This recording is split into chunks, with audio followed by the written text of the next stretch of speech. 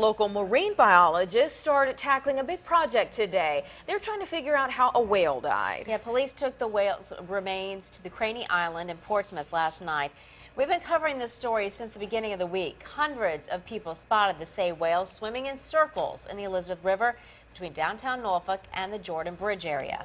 Yeah, then Wednesday, Chopper 10 was above after the whale got stranded on a sandbar near the Gilmerton Bridge.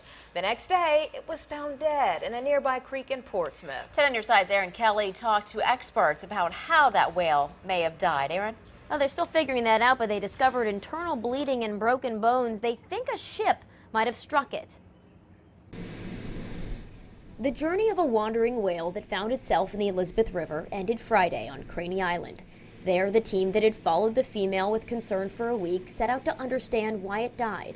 The necropsy, or animal autopsy, of the 45-foot-long whale required the help of a North Carolina biologist and heavy equipment. We've seen some evidence of what we would term light trauma. There's staining in the muscle consistent with hemorrhage, and there are broken spines on the vertebrae in the thoracic and lumbar region. Susan Barco, research coordinator for the Virginia Aquarium, said it's possible a ship struck the whale. Things didn't look good when Chopper 10 showed the whale stranded on a sandbar near the Gilmerton Bridge. If it had been strong, it would have been able to get itself off.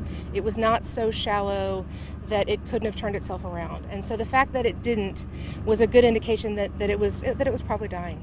The aquarium's stranding response team noticed the whale had been taking breaths more frequently. It seemed thin and disoriented. Thursday morning, someone spotted it motionless in St. Julian's Creek. I still believe we did exactly what we should have done, and I think the necropsy today shows that the animal was compromised, and there really would have been nothing we could have done even had we known what its injuries involved. Trauma like this is not something that can be treated in a 45-foot free-swimming whale.